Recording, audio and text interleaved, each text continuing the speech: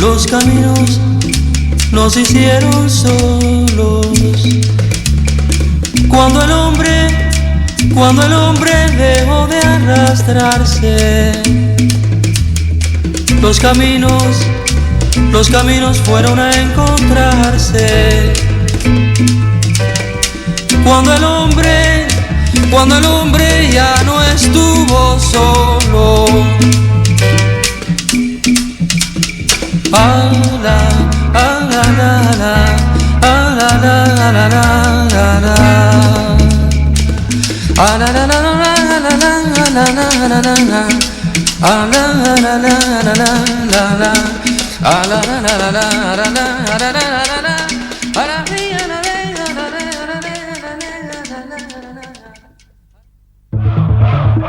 Mayo de 1968. El mundo se conmociona. La década del 60 vive su clímax. Cuba recibe clandestinamente copia del diario que el Che Guevara escribió en su campaña guerrillera en Bolivia. El gobierno cubano prepara una urgente y masiva publicación.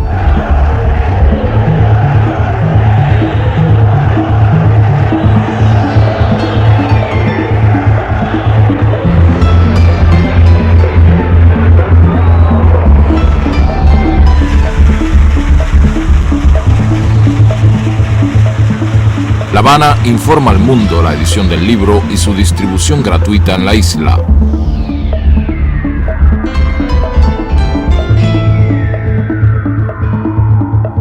Editoras internacionales reciben copia del texto para su inmediata difusión.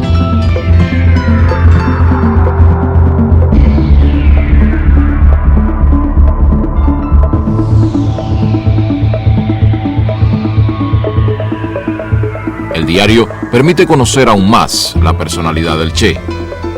Su prestigio legendario de revolucionario consecuente se agiganta.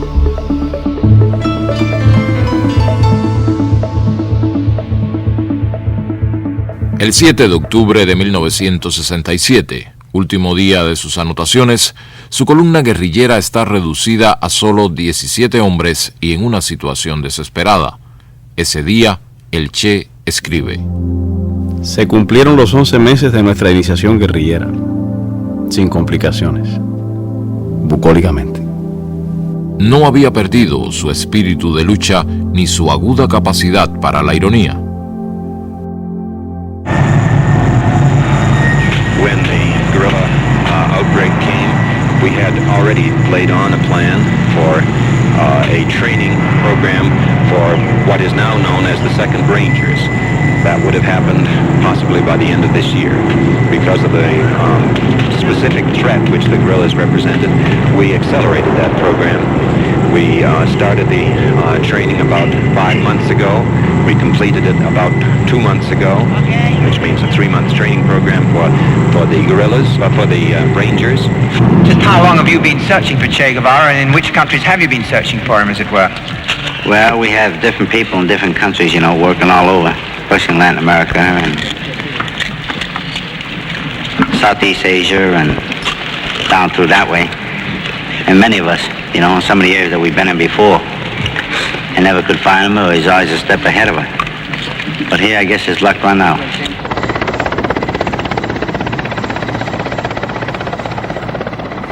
Al mediodía del 8 de octubre, en un lugar conocido como Quebrada del Yuro, en el oriente boliviano, libra su último combate. Inutilizado su fusil por un disparo y herido en una pierna, cae prisionero.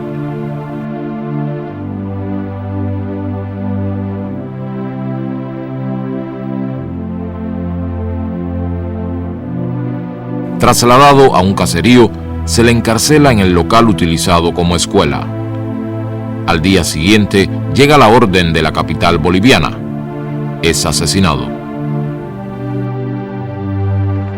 Su cadáver es trasladado hasta el pueblo de Valle Grande, en el departamento de Santa Cruz, expuesto a la prensa y la población en un lavadero de la localidad.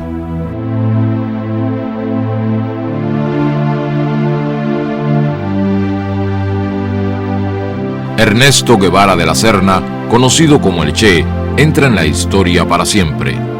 Su imagen recorre el mundo desde ese momento y hasta hoy. Tenía al morir 39 años. Argentina, 1927. Ernesto Guevara Lynch, procedente de clase media, se casa con Celia de la Serna, de familia acomodada y carácter rebelde. De esa unión nace Ernestito en la ciudad de Rosario. Bueno, nació perfectamente bien y resulta que a los 15 días Ernesto tuvo una pulmonía muy seria, que quizá esto fuera el verdadero origen de su asma. Y ahí estuvimos más de 7 u 8 días mirando el bebé.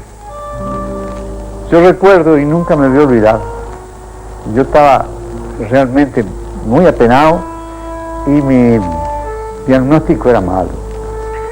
Pero de pronto no comía, no tomaba leche, pero de pronto vi que se prendió de la teta a la madre, hizo un gesto de alegría y le dije, vieja, le dije a Celia, el chico se salvó.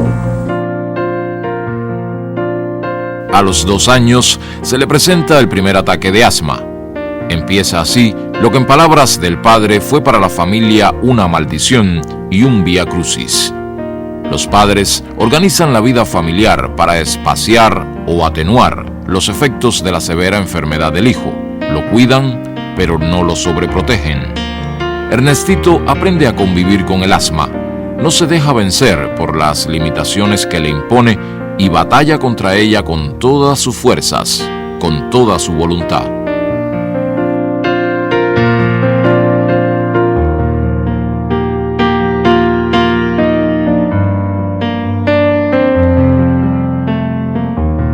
A los 10 años, el ambiente familiar lo pone en contacto con la Guerra Civil Española, despertando su curiosidad por el acontecimiento y su solidaridad infantil con la República. Yo en ese momento estaba en comunicación con los republicanos españoles. Allí en Altagracia fundé algunos comités de ayuda, y ahí es que Ernesto empieza a conocer el fondo de la guerrilla y de la guerra, ¿no? En el cuarto de Ernestito tenía todos los mapas españoles con banderillas de la guerra española.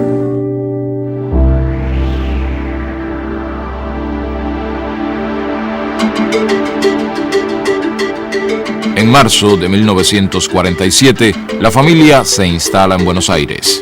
Ernestito ya es Ernesto. Va a cumplir 19 años y matricula en la universidad en la carrera de medicina. A finales de 1951, interrumpe sus estudios y acepta la invitación de su amigo Alberto Granado para realizar un viaje en motocicleta por el continente latinoamericano. Ambos comparten afinidades en diversos temas y preocupaciones. Los une también una inmensa curiosidad por la vida.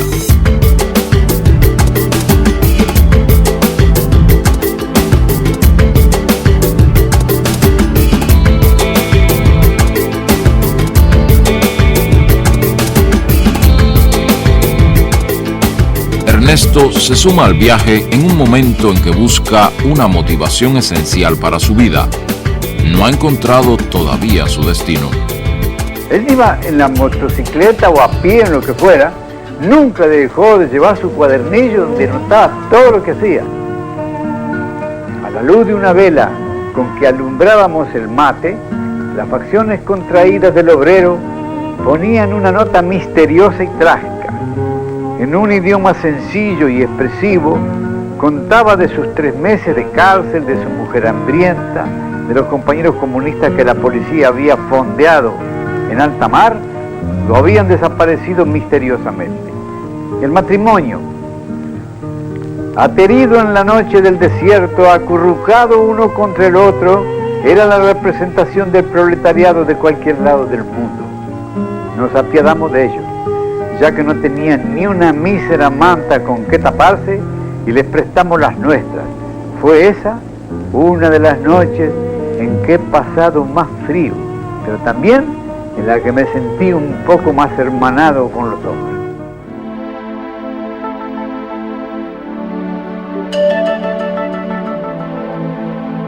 Las condiciones de vida y trabajo de los mineros chilenos impresionan profundamente a Ernesto. En sus notas de viaje escribe: veremos si algún día algún minero tome un pico con placer y vaya a envenenar sus pulmones con consciente alegría. Dicen que allá, de donde viene la llamarada roja que deslumbra hoy al mundo, es así. Eso dicen. Yo no sé.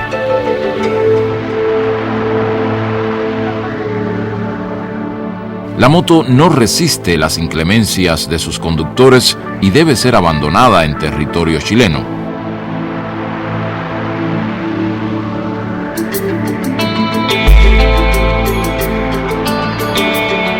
El recorrido por Perú, en particular por el leprosorio de San Pablo, a orillas del Amazonas, es una etapa crucial del viaje.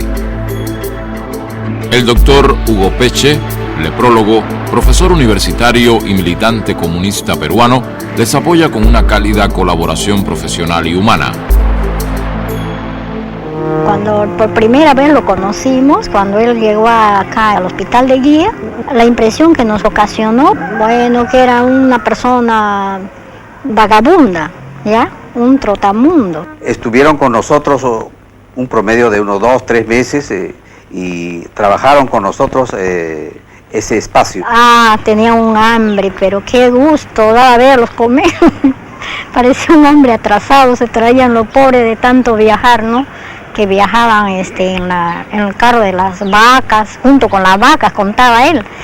Vestía pues ahora tipo hippie, ¿no? Que ese tiempo no se conocía el hippismo, porque todo cochinito, ¿no? Mal vestido que habían venido.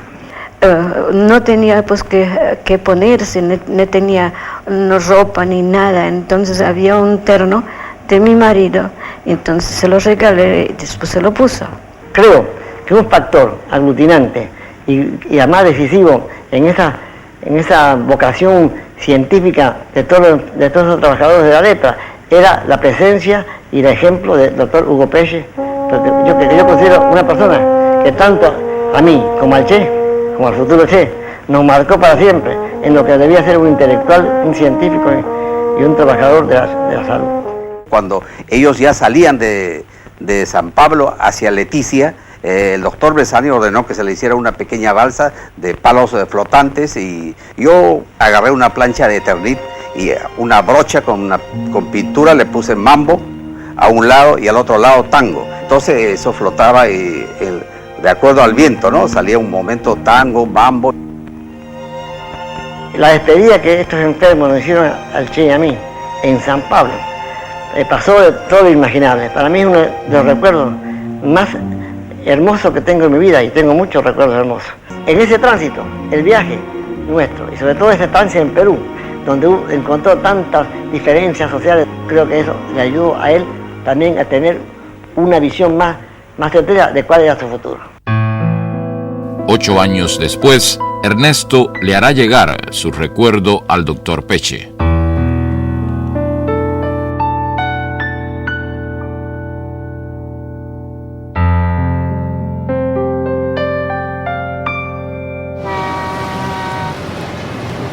En agosto de 1952, Granado queda trabajando en Venezuela y Ernesto regresa a Buenos Aires a terminar sus estudios de medicina. Los meses por Latinoamérica se reflejan al concluir sus notas de viaje. El personaje que escribió estas notas murió al pisar de nuevo tierra argentina. El que las ordena y pule, yo, no soy yo. Por lo menos no soy el mismo yo interior. Ese vagar sin rumbo por nuestra mayúscula América me ha cambiado más de lo que creí.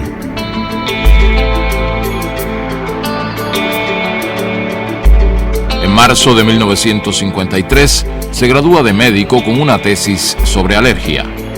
La familia está feliz. Es llamado al servicio militar obligatorio, pero lo declaran no apto. Entonces comunica a sus padres una decisión irreversible. Se va a Venezuela a reunirse con Granado. En julio parte para su segundo viaje.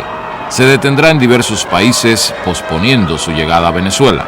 No llega a Caracas porque las noticias de la situación política que existe en Guatemala le hacen girar su destino hacia allá. Guatemala vive sin saberlo los últimos meses de vida del gobierno democrático de Jacobo Arbenz y de su proyecto de reformas, imprescindibles para el país, pero inadmisibles para la oligarquía local, la United Fruit Company y el Departamento de Estado norteamericano.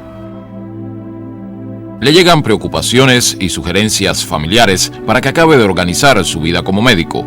Ernesto responde: En Guatemala podría hacerme muy rico, pero con el rastrero procedimiento de revalidar el título, poner una clínica y dedicarme a la alergia. Aquí está lleno de colegas del fuelle. Hacer eso sería la más horrible traición a los dos yos que se me pelean dentro: el socialudo y el viajero. Ernesto conoce a Hilda Gadea, exiliada peruana. Establecen una amistad que devendrá relación íntima. En carta a sus padres, ante el avance de la crisis guatemalteca, les escribe: Los últimos acontecimientos pertenecen a la historia, cualidad que creo que por primera vez se da en mis notas. Hace días, aviones procedentes de Honduras cruzaron la frontera con Guatemala y pasaron sobre la ciudad en plena luz del día, ametrallando gente y objetivos militares. Yo me inscribí en las brigadas de sanidad para colaborar con la parte médica y en brigadas juveniles que patrullan las calles de noche. Hace amistad con Ñico López, exiliado cubano estrechamente vinculado a Fidel Castro.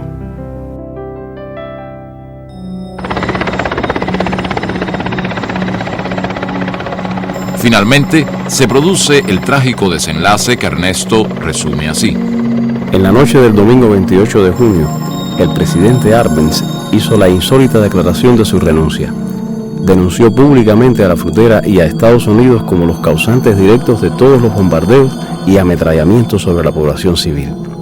El presidente dijo que hacía esto llevado por su deseo de impedir que los norteamericanos llegaran a estas tierras como amos. Me dormí con un sentimiento de frustración frente a los hechos. El nuevo gobierno, encabezado por el coronel Castillo de Armas, desata una represión feroz. Ernesto se asila en la embajada argentina, pero rechaza regresar a su país en el avión que envía el gobierno del general Perón para repatriar a los exiliados. Partirá hacia México. En carta que envía a su madre, a poco de llegar a la capital mexicana, deja ver su estado de ánimo de aquellos días. En cuanto a la amargura que ves en mis últimas cartas, es probable que sea cierto. Pero yo no lo noto sino en cierto escepticismo frente a cosas en las que antes veía algo bueno. Mi más completa decepción es frente a algunas situaciones ni fu ni fa de las cuales creía que se podía sacar algo. Ahora me convencí terminantemente de que los términos medios no pueden significar otra cosa que la antesala de la traición. Mi confianza en el triunfo final de lo que creo es completa, pero ni siquiera sé si seré un actor o un espectador interesado en la acción.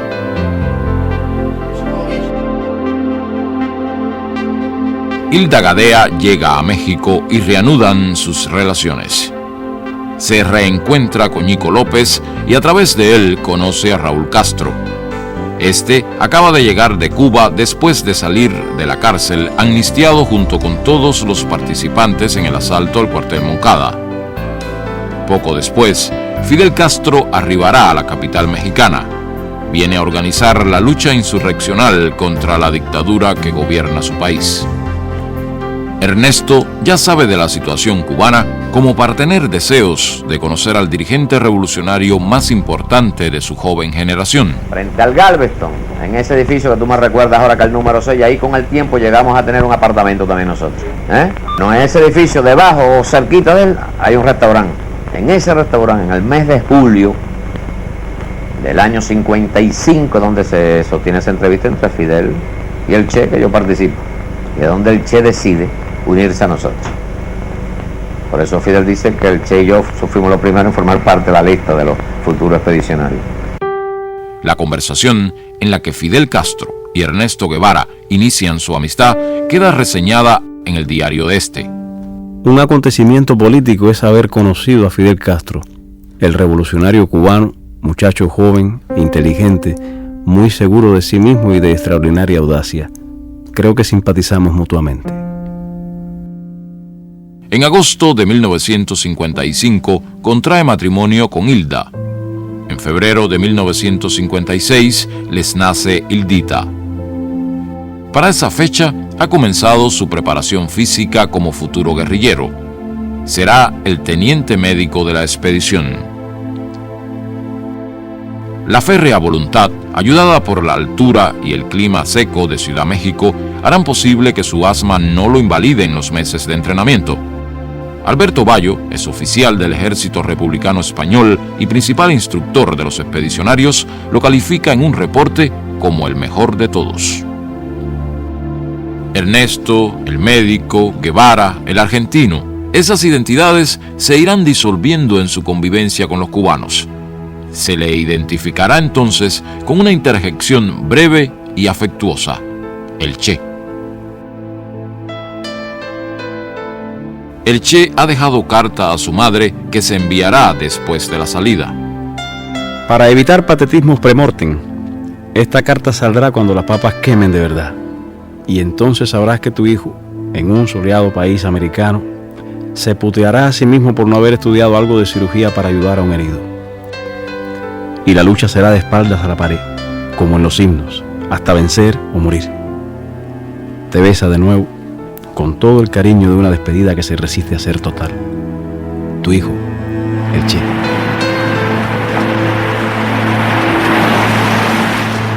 El 25 de noviembre de 1956, el yate Granma parte hacia Cuba con 82 hombres que comanda Fidel Castro. Al amanecer del 2 de diciembre, los expedicionarios pasan del Granma al Pantano y el Mangle de la costa sur del oriente cubano. El Che desembarca sufriendo un ataque de asma. La presencia del yate es informada a los mandos militares de la región. La movilización de tropas hacia el lugar es rápida y eficiente.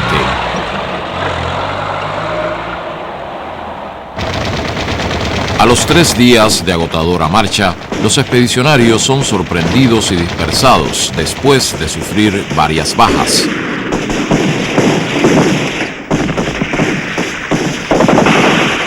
El desorden de la retirada es de tal magnitud que todo parece que va a terminar en el comienzo. El ejército los persigue durante días. Muchos de los que se entregan o capturan son asesinados. Después de 3 semanas de total incertidumbre, Fidel Castro reagrupa a una pequeña tropa con 7 fusiles y 12 hombres. El Che Guevara es uno de ellos.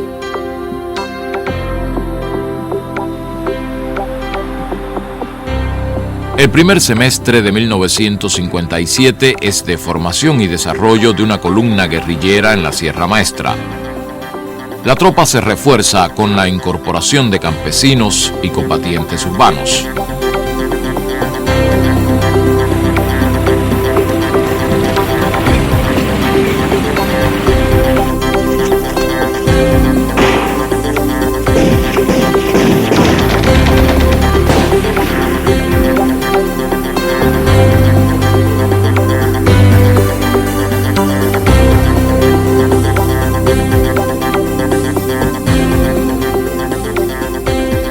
El Che está preparado psicológicamente para adaptarse a las más duras exigencias de la vida guerrillera, pero el asma se le presenta implacable.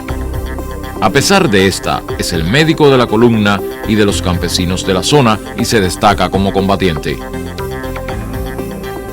En julio, Fidel decide crear una segunda columna guerrillera y nombra al Che comandante de la misma.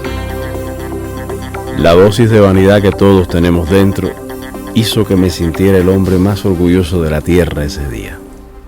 Hoy aprovecho la oportunidad de la visita de un periodista cubano para dar al pueblo de Cuba el primer saludo que tengo oportunidad de dar. De un pueblo que he decidido defender, conociendo solamente a través de la acción y del pensamiento de nuestro jefe Fidel Castro. Los meses que siguen le permiten desplegar su capacidad organizativa, su valor e inteligencia como jefe guerrillero y una especial sensibilidad humana y política para las relaciones con el campesinado. Aquí Radio Rebelde, órgano del movimiento revolucionario 26 de julio y del Ejército Rebelde. En agosto de 1958, el Ejército Rebelde derrota la ofensiva del ejército batistiano en las montañas orientales. Fidel decide lanzar inmediatamente una contraofensiva enviando 2 columnas de sus combatientes hasta las montañas del centro de la isla. Una es comandada por Camilo Cienfuegos, la otra por Ernesto Guevara.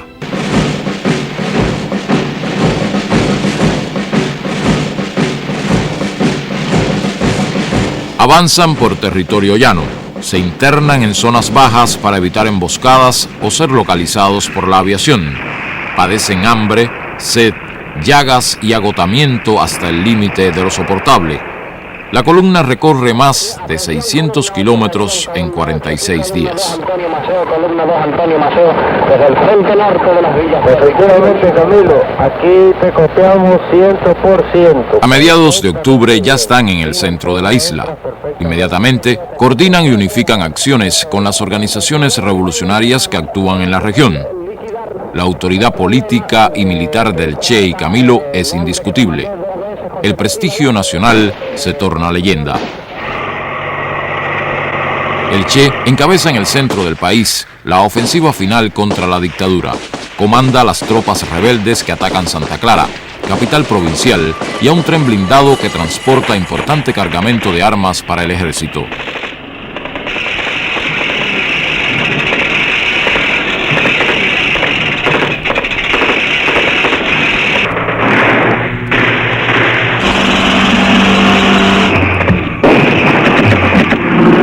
La aviación de la tiranía bombardea la ciudad en un último intento por frenar la victoria rebelde. La guarnición del tren se rinde. Tras 4 días de combate, Santa Clara es tomada. En La Habana, estos acontecimientos precipitan la fuga de Batista y el desmoronamiento total del régimen. El Che es aclamado como héroe por la población de la ciudad, pero no se asentará en ella. Fidel, desde las afueras de Santiago de Cuba, les ordena a él y a Camilo Cienfuegos avanzar hacia la capital. La revolución ha triunfado. La Habana recibe a sus dirigentes.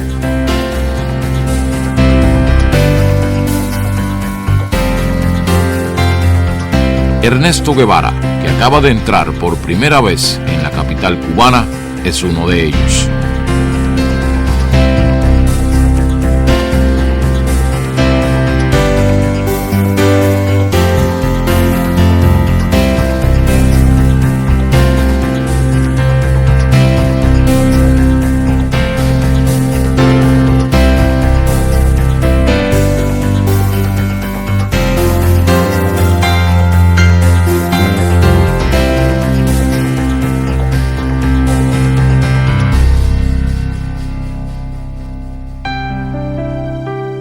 Los padres del Che llegan a La Habana a pocos días de la victoria.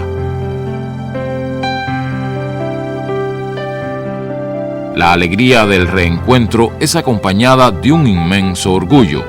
Su hijo es ahora un héroe del pueblo cubano.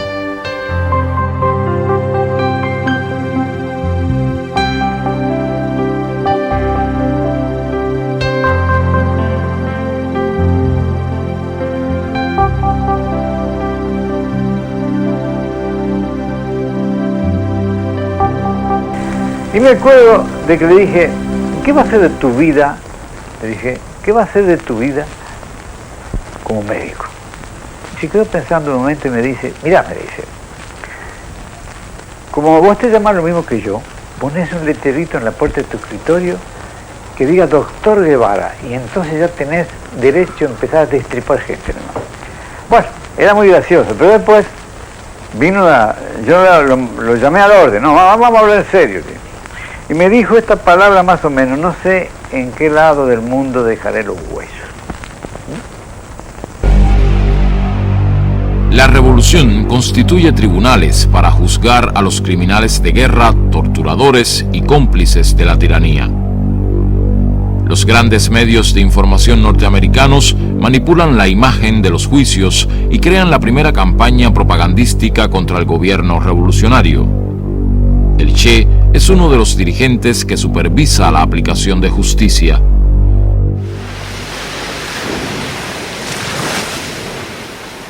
A Cuba llegan su hija Hildita e Hilda. El matrimonio se da por terminado. Un acuerdo del Consejo de Ministros otorga la condición de ciudadano cubano de nacimiento a todo extranjero que haya luchado contra la tiranía de Batista durante 2 años o más y ejercido durante 1 el grado de comandante. Acuerdo redactado a su medida como reconocimiento y homenaje. El Che se casa con Aleida March, combatiente que ha conocido en su campaña en la región central de Cuba.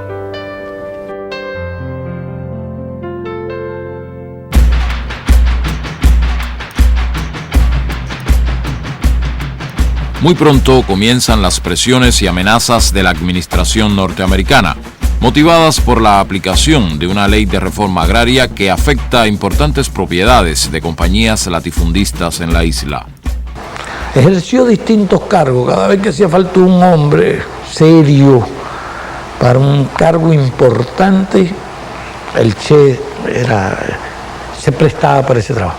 Se le nombró director del Banco Nacional, en un momento que aquellos técnicos, especialistas en banco, pero inconsistentes políticamente, abandonaron el país y se fueron, se le designó presidente del Banco Nacional. Después hicieron bromas y anécdotas, que si se había preguntado por un economista, y el Che se ofreció, y si tú eres economista, yo no, yo soy comunista.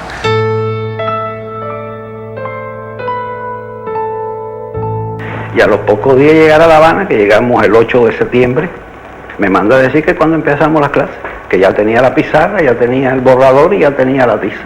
Y empezamos allí las clases. Y ahí duraron. Cuando él pasó al banco era más fácil, pues yo estaba en el banco con él también, así que era más fácil darle clases. Y después cuando él salió para industria seguimos las clases.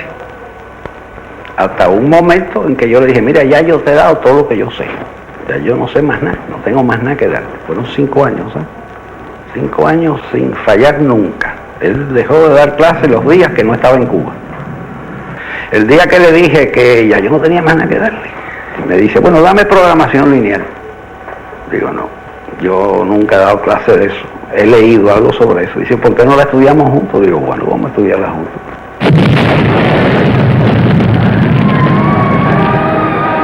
A principios de 1960 se incrementan acciones terroristas para amedrentar a la revolución.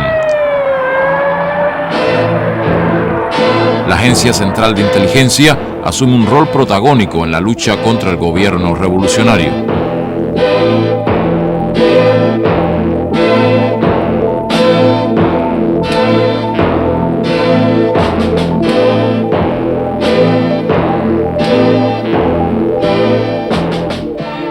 Yo voy paneando mi cámara lentamente y en ese momento cuando vengo con el paneo aparece la imagen de Che, o sea, Che estaba situado pero en un segundo plano.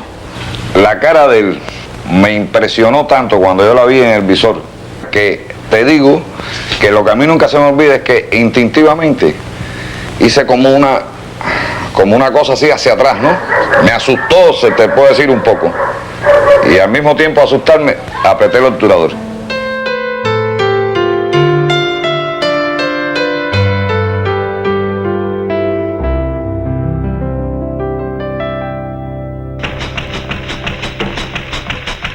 Cuba ha sacado lecciones de la Guatemala de 1954. Fracasan los planes de paralizar la isla con la aplicación de sanciones políticas y económicas. Se establecen relaciones comerciales con la Unión Soviética y demás países socialistas.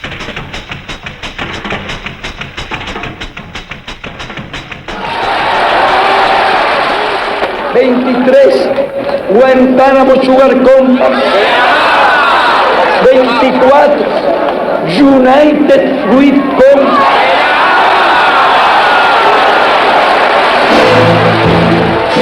Se nacionalizan las compañías petroleras, los centrales azucareros y los bancos norteamericanos.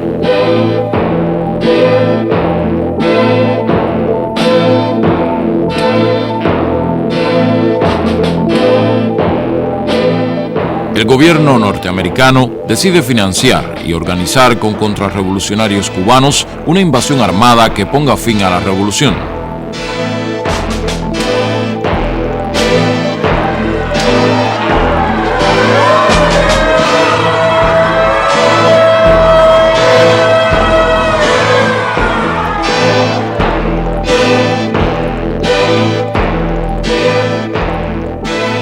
A solo 90 millas de los Estados Unidos, Cuba se declara socialista. En abril de 1961 se produce la invasión. A las 72 horas es derrotada.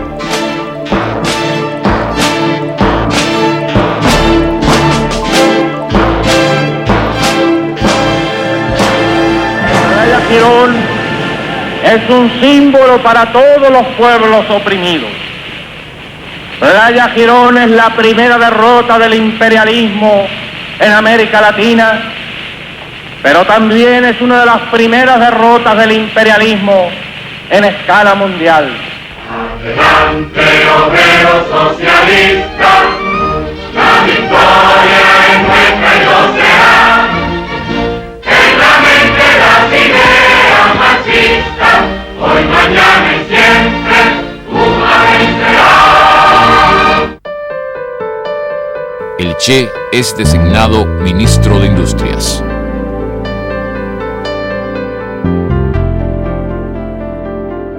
La nueva responsabilidad le exige conocer con urgencia qué existe y qué falta. El gran reto es lograr una estrategia que impida el paro de plantas y fábricas de tecnología norteamericana como resultado del bloqueo. Necesitado de un contacto directo con la realidad, el Che esquiva la burocracia y va a los centros de trabajo a tomar el pulso de lo que sucede y lo que piensan los trabajadores. Es el principal abanderado del trabajo voluntario, ese esfuerzo adicional que sin remuneración alguna pide la revolución a trabajadores y dirigentes, buscando crear una nueva conciencia entre los intereses individuales y los de una sociedad que aspira a un ser humano más solidario. Si ustedes me permiten, les voy a empujar un pequeño versículo.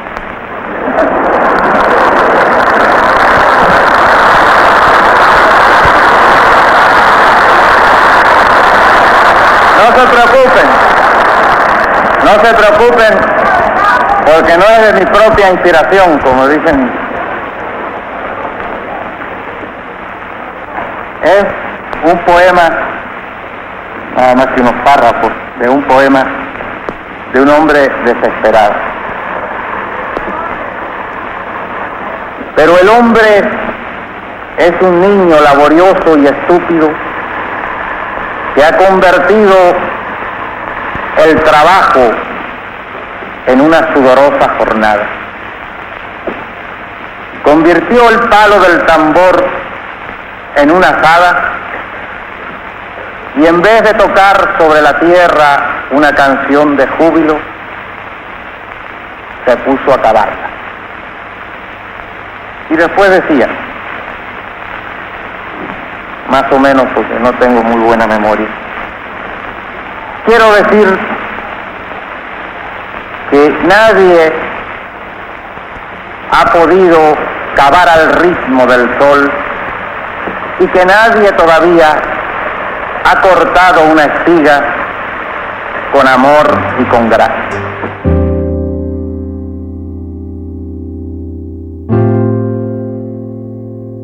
Si de joven escribía a su madre diciéndole que dentro de él se peleaban dos yos, el socialudo y el viajero, ahora pugnan el padre de familia y constructor de la experiencia cubana con el de combatiente por la liberación nacional y contra las injusticias sociales.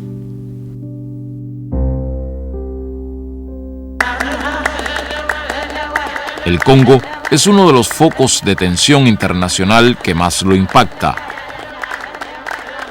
El primer ministro Patricio Lumumba es víctima de un plan secesionista estimulado por intereses neocoloniales y la administración norteamericana.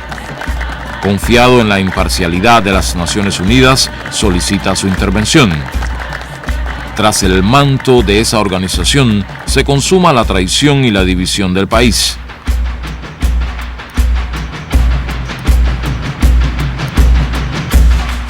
Lumumba es detenido y finalmente asesinado para impedir la verdadera independencia de su país.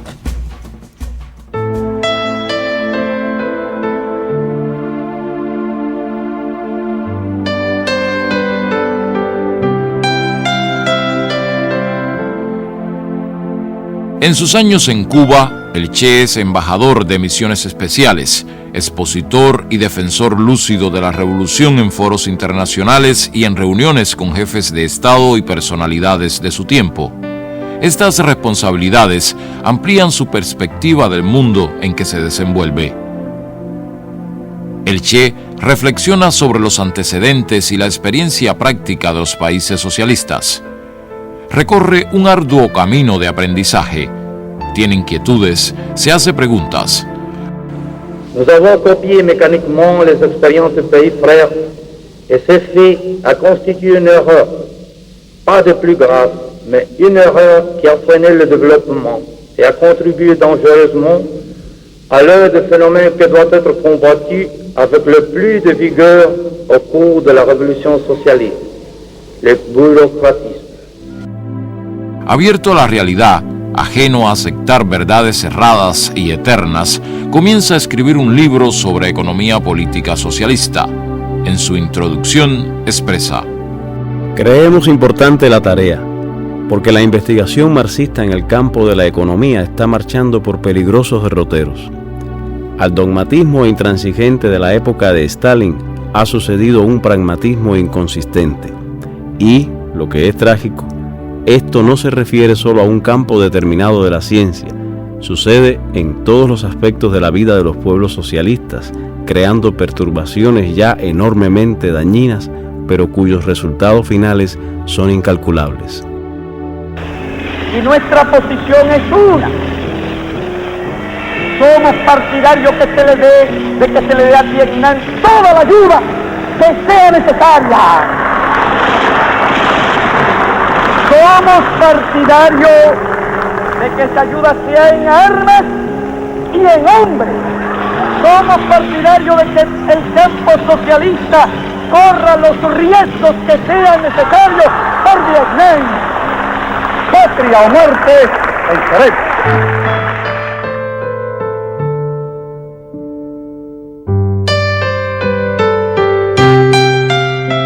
El Che regresa a Cuba al día siguiente, luego de un largo viaje que lo llevó de Naciones Unidas a países africanos. Ha decidido qué hacer con su vida. Para llevar a cabo su proyecto, tiene el pleno respaldo y la colaboración de Cuba.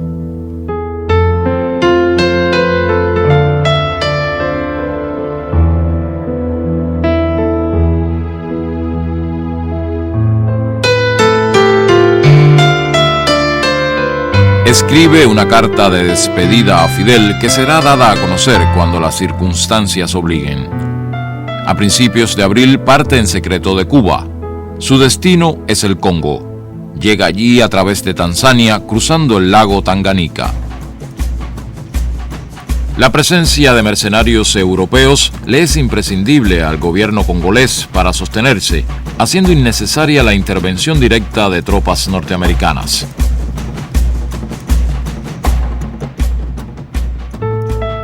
Un poco más de 100 combatientes cubanos se unen al Che, asesoran y entrenan a los rebeldes congoleses y participan con ellos en los combates contra los mercenarios y el ejército gubernamental.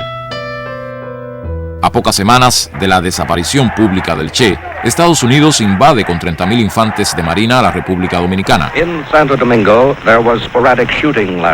La brutal intervención militar de Estados Unidos en República Dominicana, a medida que es conocida en detalle, acrecienta la indignación en el mundo. La causa es la sublevación de la población y militares constitucionalistas contra un golpe de Estado de oficiales reaccionarios. El expresidente Juan Bosch, virtualmente prisionero en Puerto Rico, denuncia las artimañas imperialistas. No importa que las fuerzas militares que invaden a la República Dominicana sean de la OEA o de Estados Unidos. Ellas son fuerzas militares invasoras.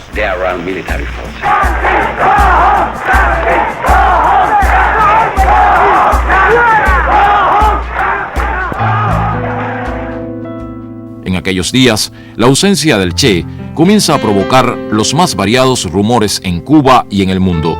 Uno de ellos lo sitúa luchando junto al pueblo y militares constitucionalistas en República Dominicana.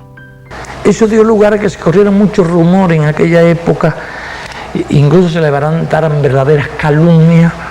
Hubo quienes hablaron del Che desaparecido, el Che muerto, discrepancias y toda aquella historia.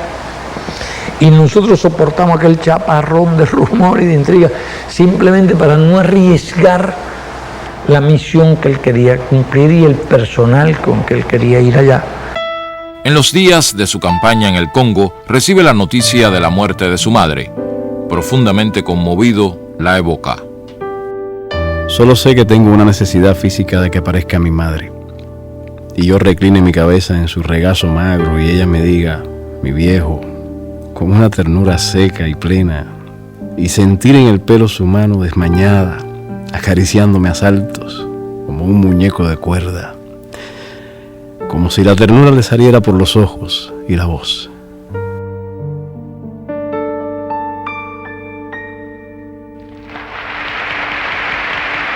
Seis meses después de su partida de Cuba, es inaplazable hacer conocer su carta de despedida.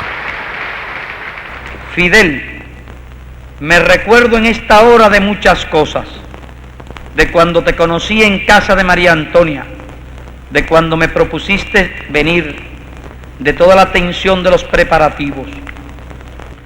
Otras tierras del mundo reclaman el concurso de mis modestos esfuerzos. Yo puedo hacer lo que te está negado por tu responsabilidad al frente de Cuba. Y llegó la hora de separarnos. Sépase que lo hago con una mezcla de alegría y dolor. Aquí dejo lo más puro de mis esperanzas de constructor y lo más querido entre mis seres queridos. En los nuevos campos de batalla llevaré la fe que me inculcaste, el espíritu revolucionario de mi pueblo, la sensación de cumplir con el más sagrado de los deberes, luchar contra el imperialismo donde quiera que esté.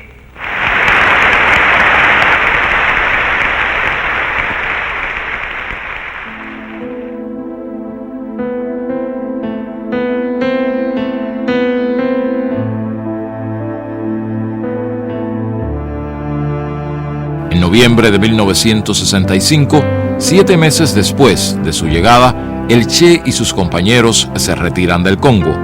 No hay condiciones para proseguir la colaboración. La experiencia ha sido muy dura. Ha confrontado una realidad compleja y difícil en extremo. Se retira muy abatido.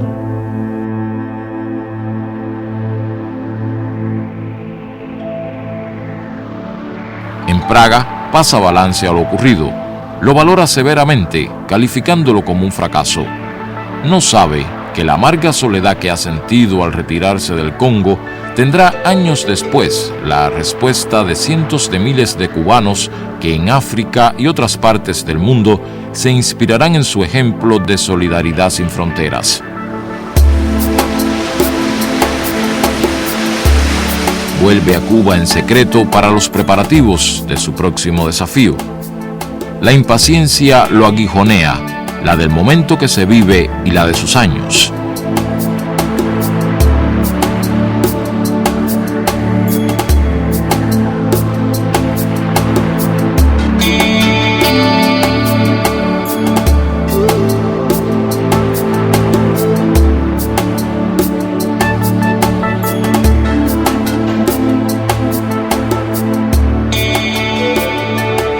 Envía a la Organización de Solidaridad de los Pueblos de Asia, África y América Latina un documento donde analiza la situación internacional. La agresión norteamericana a Vietnam continúa y se incrementa. La guerra de insultos en la división del campo socialista continúa y se incrementa. Pero la esperanza de cambiar el mundo, de hacerlo más libre, más igualitario y más justo, también continúa.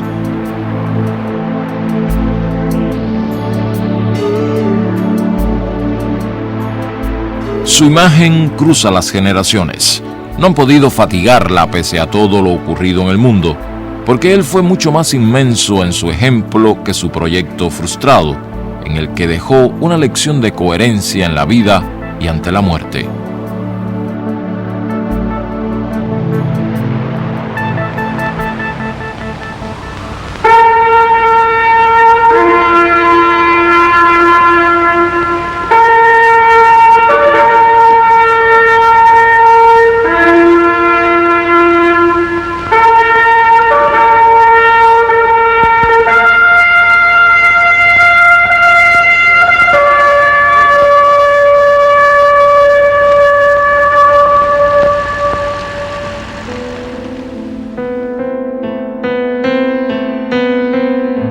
Hoy nos dicen que estás muerto de veras, que te tienen al fin donde querían.